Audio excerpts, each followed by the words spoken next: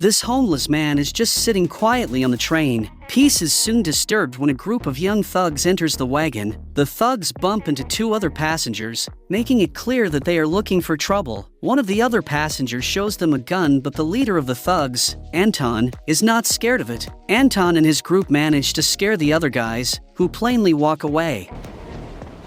Get you. After telling his friends that they are going to move some weapons this week, Anton sees the homeless man and thinks that this is a good time to make some new friends. The young troublemaker tries to steal the man's alcohol, but the man grabs his hand and holds tight to it.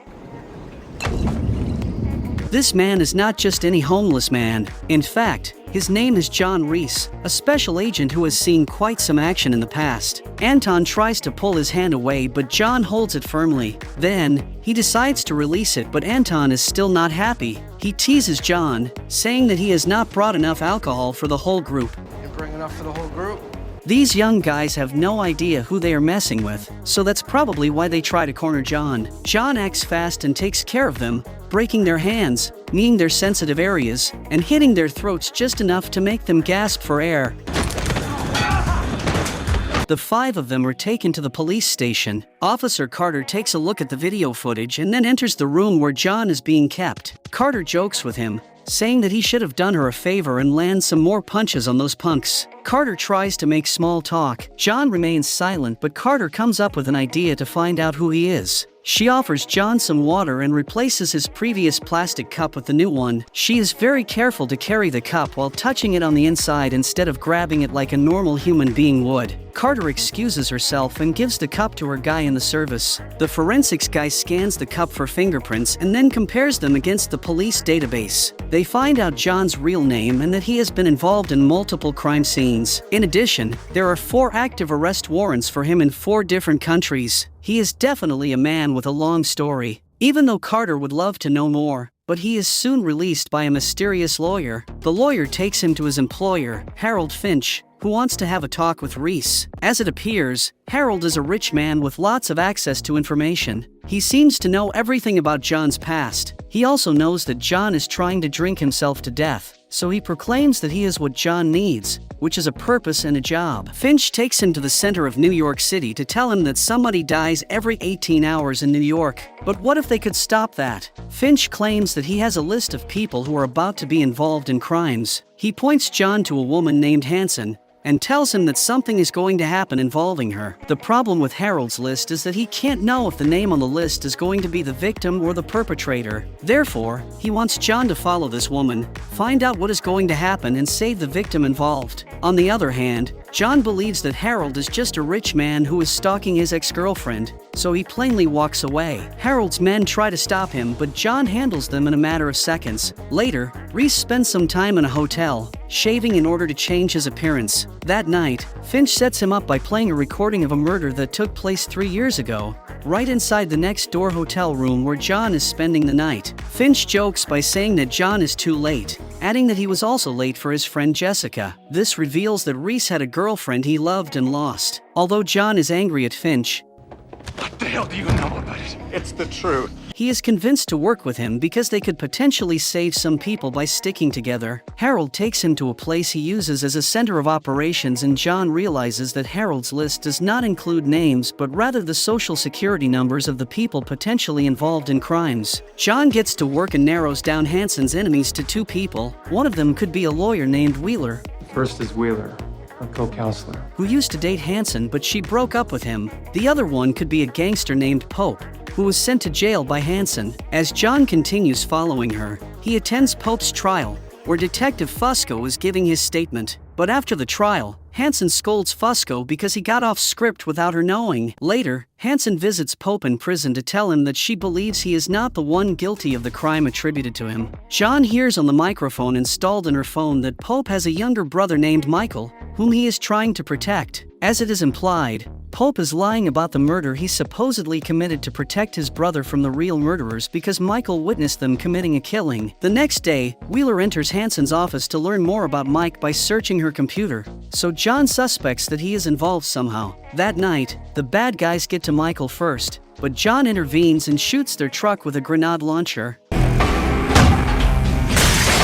Reese saves Michael and also steals some badges from these bad guys, revealing that they are dirty cops. Reese starts watching over them and finds out that they are working with Fusco. The dirty cops kill people to keep their mouths shut, while Fusco sets up innocent people to go to jail. Now, John wants to know more about Harold's list, and the latter reveals that after the attack of 9/11, the government hired him to build a machine that combines information on people, receiving that information from all the cameras and microphones in the country. The machine produces two kinds of lists, one focused on possible terrorist attacks and one focused on other kinds of crimes. Harold has built a backdoor to receive this second list, but all they get is the social security numbers, so they have to do some work to find out what is going to happen. John continues his work while he believes that Hansen is in danger.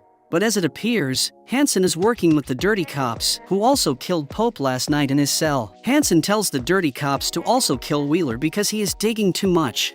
The problem is Wheeler.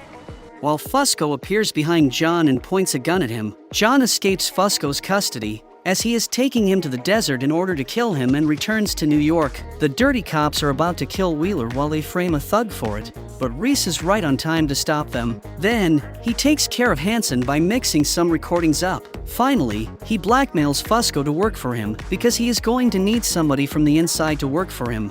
A few days later, John enters an elevator and starts speaking with a guy named Bill. He asks the man if the flowers he is holding are for his wife, but Reese already knows the answer. He starts saying that some women abandon their partners when they learn that they cheat on them, but other women hire two guys to make it look like a robbery gone wrong. With that, Reese takes up the two guys following Bill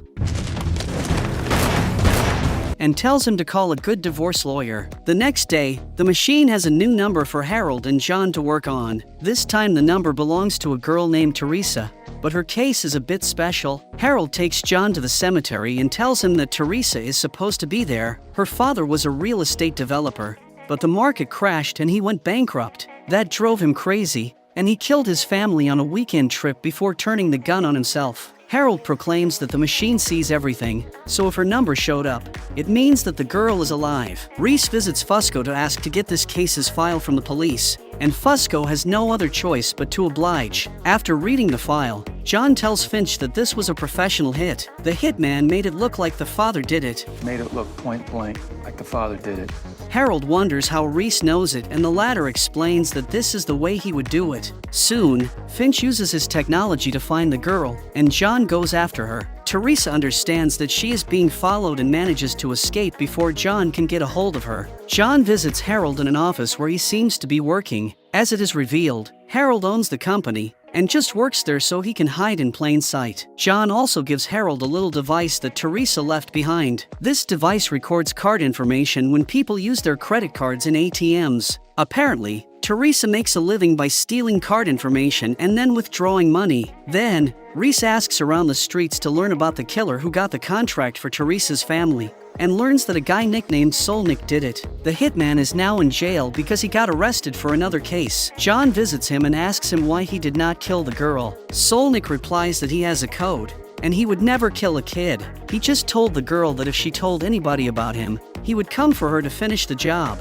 Reese wants to know who hired him, but Solnick says that he only met the man who hired him once and he got paid in cash. No names were exchanged. Soon, Teresa tries to sell some banking information online, and Finch is able to track her. Reese finds her, but they are intercepted by an assassin who is after the girl. John saves the girl and takes her to a hotel, where she reveals that her father blamed her Uncle Derek for what happened to him. John finds Derek and discovers that he worked with two big contractors to kill his brother because his land would be inherited by him. They did it because that piece of land is now worth 40 times its old value. However, they are now looking to kill Teresa because they know that she will inherit her father's land if some legal entity discovers that she is alive. John finds one of these big contractors and runs a large truck over his car. Reese asks the man to call off the hit on Teresa, but the man says that it is already happening. Back at the hotel, the assassin is trying to find Teresa, while Harold tries to get the girl outside via the fire escape. The assassin finds them and points his gun at them, but John appears right on time and kills the assassin. A day later, John calls Agent Carter and tells her that it is time for them to meet. Carter brings some secret officers with her, but the only thing she finds is Teresa. When she takes the girl to the police station to reunite her with her aunt, Carter tries to extract some information from her, but the girl claims her painful experience has caused her some kind of trauma and she can't recall much information about the man who helped her. Finally, Reese visits Harold in his office again, but the latter has moved to another office. When John calls him, Harold reminds him that he is a very private person and asks Reese not to call him. Harold will only call him when they need to talk. Harold and John do not have much time available to rest, as the machine gives them a new number soon. Finch finds out that the number belongs to a guy named Joey, who was a soldier in the military and has received various medals for his bravery. Reese starts watching over Joey, who works as a groom at a hotel. You look fabulous, Mrs. J. Soon, Joey sends a weird message to a number and leaves work. John follows him, and they end up inside a bank. Joey wears a mask while his accomplices enter the bank and commit a robbery. John is unable to do anything as he is pinned on the ground. The guard tries to reach for his gun, but John stops him because this is not a good idea. After the robbery, Harold wants to get done with this case and suggests they turn Joey into the police before anybody gets killed. Or someone winds up dead. Finch. However, Reese wants to learn how such a good soldier got involved with armed bank robberies. He watches over Joey for a while and figures out that he is connected to a network of former soldiers who commit robberies. Reese finds the information he needs in order to construct a good story and meets a former sergeant named Sam, who owns a bar. He claims he is looking for a job with a high pay and a supposed dead Marine friend of his suggested Sam in the past. A few days later, Finch sets up the team's driver so he can be arrested by the police. We got weapons here. Shotguns, something. This opens up a slot for Reese to be a part of the team, and he has his first meeting with Joey and his team. In the meantime, Carter watches the footage from the bank and sees the back of John's body saving the security guard by preventing him from grabbing his gun. When John meets Harold again, he claims that Joey does not look like the kind of guy who would kill somebody.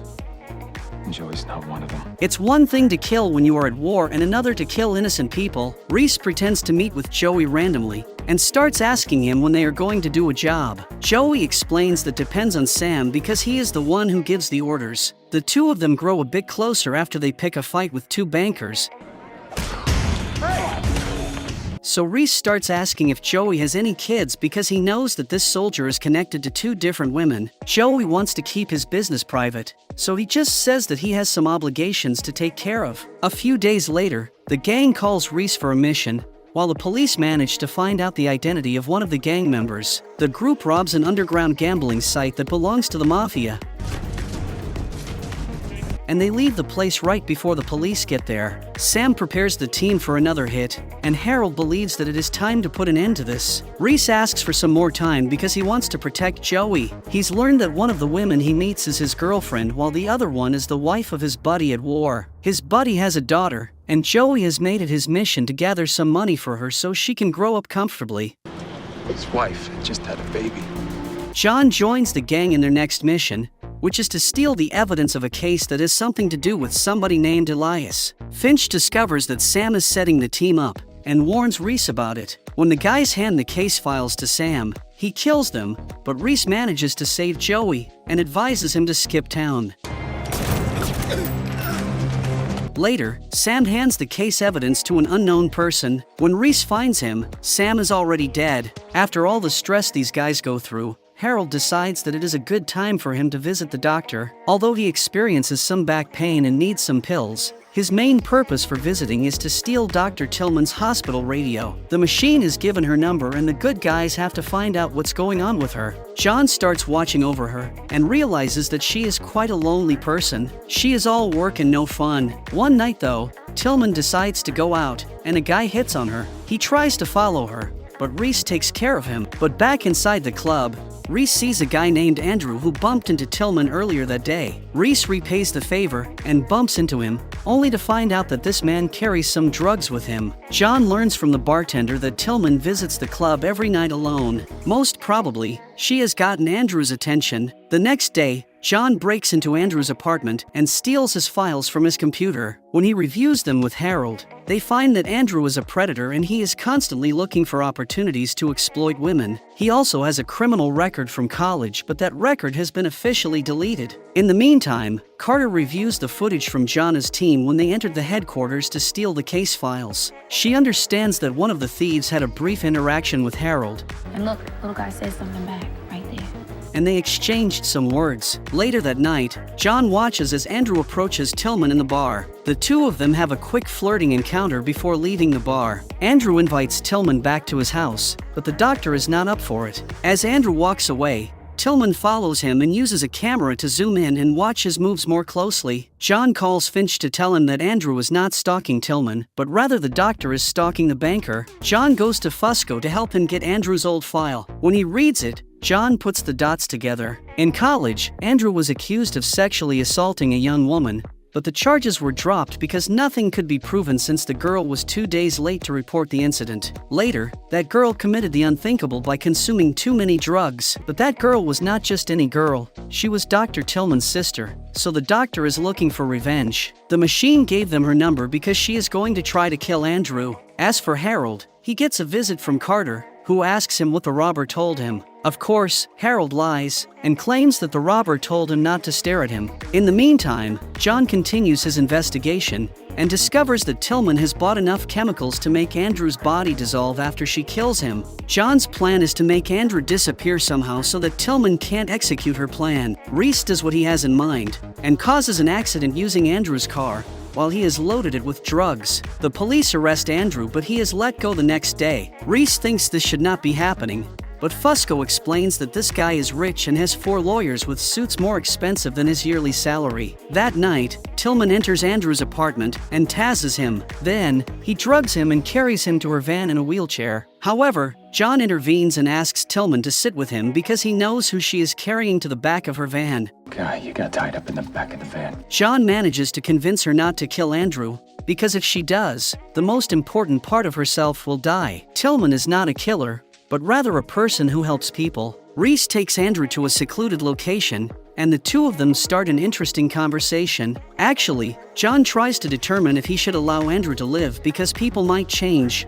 or if he should kill him because people do not change. John wonders if there are good people in this world anymore, or if there are just good decisions to make. He also wonders if he will regret more allowing Andrew to live or killing him. Finally, John asks Andrew to help him reach a good decision, and the episode cuts to black. A few days later, the machine gives Finch the next social security number, which corresponds to a man named Samuel Gates. Samuel works at a Supreme Court as a judge, and the rumor has it that he is very fair. He is a tough judge who has declared war on crime. Consequently, it is not unlikely for him to have made many enemies. John follows him around and realizes that a few guys are after the judge. One of them is about to make a move, so Reese prepares for a fight. But then he sees the man pulling his phone out, sending a message and throwing it in the dumpster. John turns around to grab that phone and reads a message that talks about Samuel's son finishing school. John says they have been following the wrong person, I think we've been following the wrong Sam Gates. while at the same time, some bad guys try to kidnap Samuel's son. Reese tries to stop these men and engages in a fight with them, but one of them pulls a pistol and shoots him. Reese drops unconscious, while the bad guys take the kid away. Soon, the judge receives a phone call from the kidnappers, who tell him that they have his son. They prompt him to wait for their call and not tell anyone about this. The judge is devastated by this news, so John decides to get near him to try to help. Who are you? I'm here to help you. He tells the judge that the kidnappers will keep his son alive as long as he is useful to them. Samuel wants to know who John is, but he is just somebody who is trying to help. The two of them get to the judge's house, and the man wonders how the kidnappers got past his alarm. John tells the judge to wait for the next call of the kidnappers while he goes to the nanny's house. As he does, he is on the phone with Finch, who is trying to hack the cell phone company in order to trace the phone call the kidnappers made to the judge. For now, Finch can't do it, while Reese finds out that the nanny is dead. Most probably, the kidnappers got past the alarm by extracting the code from her. Kidnappers killed the nanny. Later, Finch helps John find one of the guys he saw earlier, and Reese beats him up. When the man falls unconscious, John uncovers his chest and realizes that he has a tattoo that means he is a member of a gang called SP9. Originally, this gang is from Eastern Europe, but somehow they are here now, or they have opened a branch in New York. That night, the kidnappers call the judge, but what they want is not money. They want the judge to throw the case of a woman named Angela. If the woman walks free, then they will give Samuel his son back. When they hang up,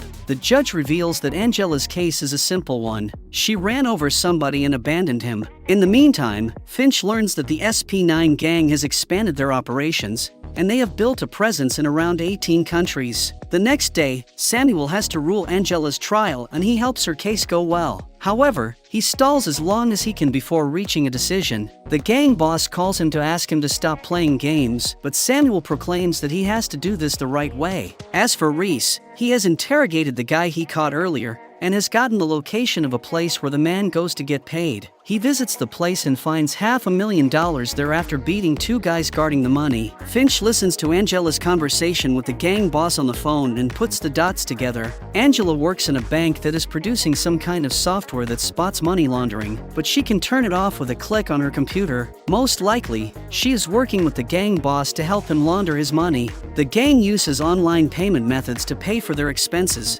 including human assets such as lawyers. The next day, Finch pretends to be working at the bank and steals some information from the servers. As the trial continues, John tries to find Samuel's son, but the kid is not in the place John believed him to be. Since the judge has no news of him, he is forced to free Angela of all charges. Not guilty on all charges. The gang boss calls Samuel to go pick up his son, but John knows that they are going to kill the judge. When Samuel arrives at the location, the bad guys prompt him to say goodbye to his son, but Reese appears with Angela and cites the information he knows. Angela turns the algorithm off for 3 minutes every morning in the bank so the SP9 can perform their transactions. That's how she is connected to the bank. The gang boss believes that the whole operation is burned. The operation is burned. So he orders his guys to kill everybody. The interaction results in a shootout, with the bad guys losing. Eventually, Finch hands some evidence to a lawyer, so they can send Angela to prison, while the police find her tied up along with the gangsters. NYPD, anybody home? John Reese has to pretend he is a driver to get in touch with the next person that the machine points him to. He meets with a woman named Zoe Morgan and pretends to be her new driver. Zoe is careful, so she calls the company to ask if they really sent her a new driver. But Finch is the one who answers the call and covers for John. John drives her to a location where she pays a guy to get a gun. But back in her apartment, Finch finds another gun. John comments that the only reason she would buy a second gun is because it is untraceable. Zoe changes her clothes, while John drives her to an event. He decides to follow her because he believes she might be the perpetrator. At the event, Zoe meets with a high-ranked officer and hands him the gun. Their conversation reveals that a police officer lost his gun, and Zoe just retrieved it for him to save him the trouble. Lastly, John drives Zoe back home, and she tells him to meet her again tomorrow. Be here tomorrow, 10 sharp.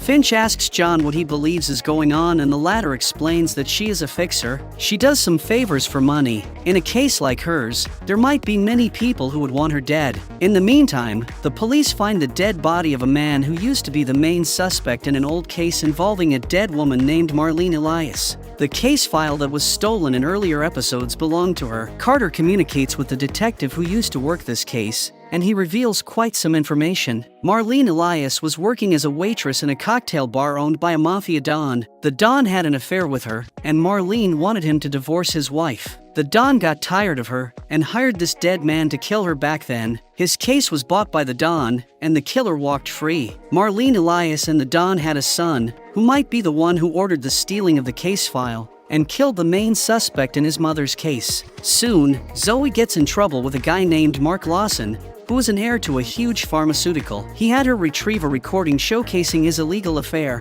and after killing the reporter who had the recording, he now wants to kill Zoe as well to cut any loose ends. John intervenes and saves Zoe, while Finch poses as a major shareholder in the pharmaceutical in order to meet Mark. Harold's investigation reveals that Mark killed the woman he had an affair with, but things are a bit more complicated. Apart from having an affair with her, the woman was about to expose a huge scandal about one of the company's drugs. Mark could not let that happen and took the girl out of the equation. John and Zoe break into the pharmaceutical's headquarters and recover some deleted files from the main computer. Finch puts the info together and finds out that the company's new drug has a mortality rate of 3%, 6 people out of 200, that's a 3% mortality rate. which is too high. The company had tested the drug on some people, but they are all dead now. Most probably, they paid the authorities to keep this under their radar, so they could get the approval for their drug. Unfortunately, John and Zoe get caught. As they are tied up, Mark is about to kill them,